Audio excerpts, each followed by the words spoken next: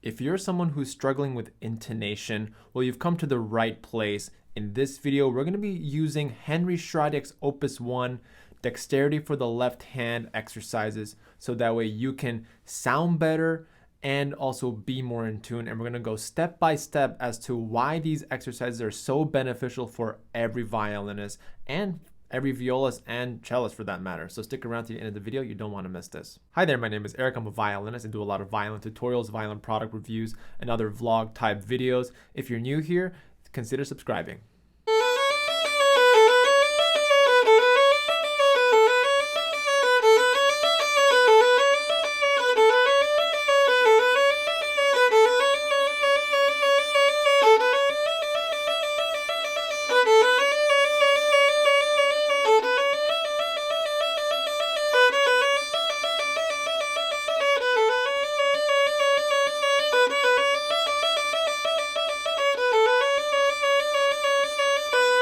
Henry Schradieck was a wise pedagogue because he knew that pitch memorization is oftentimes a major struggle for violinists and any string musician for that matter.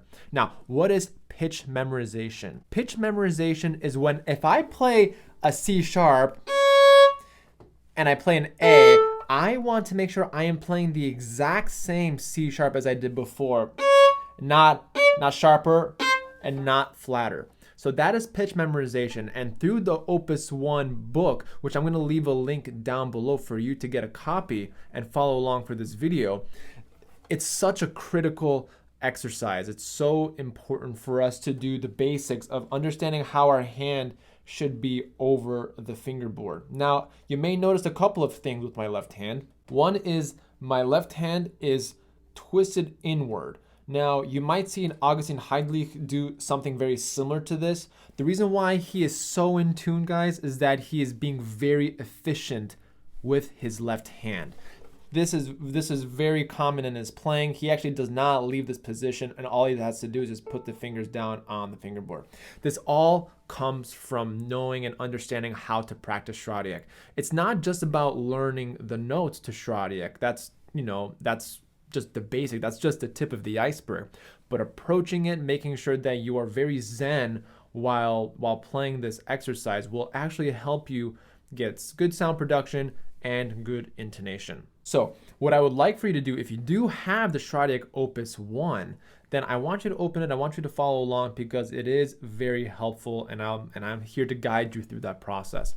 So if you haven't seen my left hand video on how to place your left hand, this will very much help you before you get to the Schradieck. I'm going to leave a card right up here so that way you can take a look at that one as well. So the left hand is in first position. I'm not going to third position. There are many third position and second position exercises in the Schradieck Opus 1, but for now, we're just going to do first position exercises. So I want the twisting of the wrist right here, and I'm going to just play 4 notes per bow.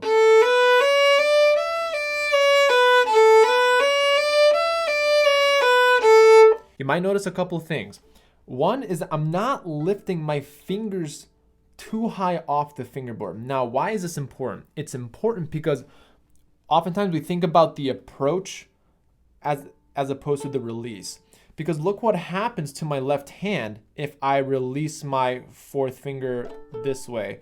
My wrist twists and it becomes flat. This is not something that we want. We want to make sure that we are lifting the finger only and not having the wrist do the lifting for us. So this is also another reason why Schradieck Opus 1 does such a good job in training that left hand, because all you're doing, you're having all the fingers be really independent from one another, and you're not using big hand motions. It's only to isolate the fingers to have good intonation. So let's go to the second line of Schradieck Opus 1.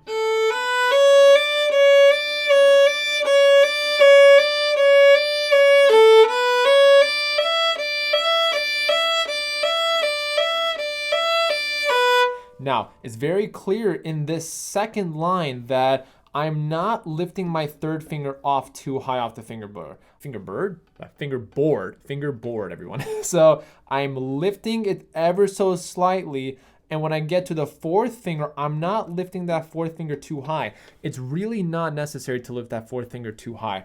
You only need just enough, just to put enough weight on the fingerboard. Now, I like using the word weight, not press, because pressing will imply, gosh, what is wrong with me today? So it'll imply, pressing down implies that you are like squeezing with your hand, and we never want to squeeze. But I digress. I want us to go to the second line one more time, and I just want you to take a look at my left hand.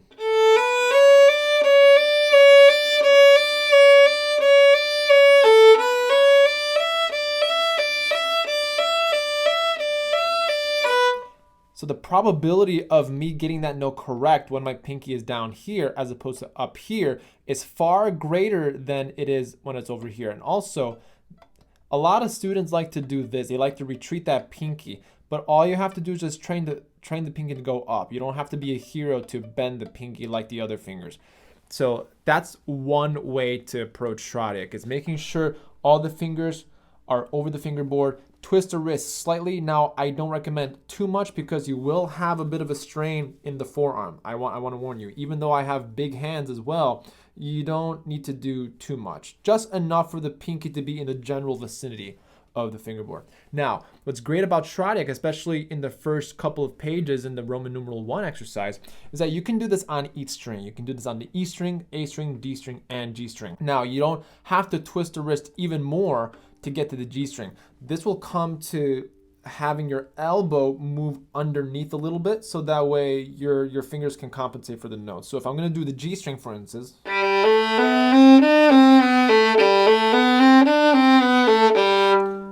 I don't have to be on the A string level and twist my wrist even more, because then I will strain it even more. I'll strain my wrist and it'll be very uncomfortable for me to play. And also I will have a likelier chance of getting injured. So that's what's so great about the left hand. But what about the right hand? What about the sound production? What about the changing of the bows? Well, those are also things that you want to be thinking about while we are playing this Schradieck Opus 1 exercises. For example, let's go to Roman numeral 3, I believe. It's so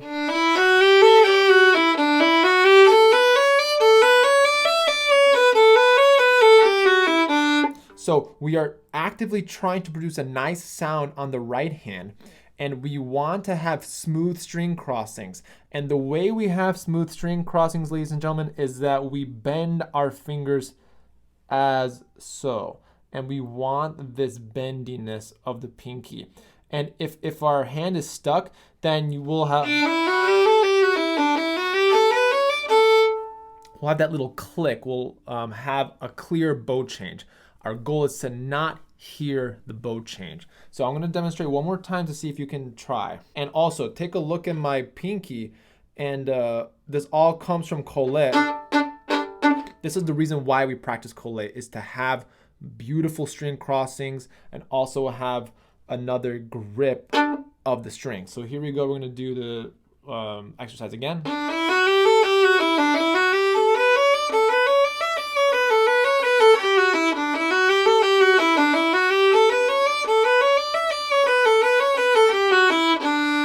And what's important, that the going into the tip of the bow, it's quite easy to do the bow chain, but going into the frog, that's where we really have to activate that pinky and the other fingers to really get this Franco-Belgian bow hold working really nicely for us. And that is it. Those are some of the things I would focus on if I were you, to get better intonation, pitch memorization, making sure that we are repeating the motion onto the fingerboard in the same exact place, but also not releasing the finger too much. That is also very important, because we're trying to create efficiency in our playing. And the more you press or squeeze, you're going to squeeze your hand and it travels up your shoulder. I'm not a doctor, but from previous experience, that does tend to cause some pain in my shoulder. It also tends to create some soreness. So really practice the ability to go to the fingerboard slowly. Last but not least, the Opus 1 Schradieck exercises are great for sound production. You want to have smooth string crossings and good sound. Now, in another video, I've discussed the contact point. I recommend you practicing in the different contact points, so that way you're not these practice etudes can be very dull and they can be very boring. This is one way for you to make sure that it's more exciting. You're exploring different colors and different sounds on your instrument.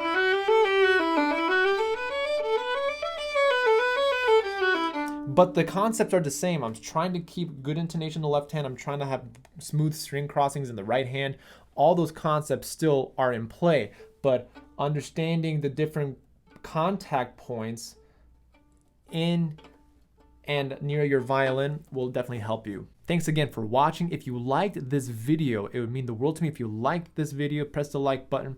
Also hit the subscribe button, hit the bell notification so that way you get notified for when new videos come out. I try to post weekly, couple videos at a time, and leave a comment down below. What was the most valuable thing that you found in this video that helped you? Leave a comment down below. And also be sure to check out some other violin videos that I have on the channel. I'll leave them right over here and right over here. Thanks so much in advance for watching, and I'll see you in the next one.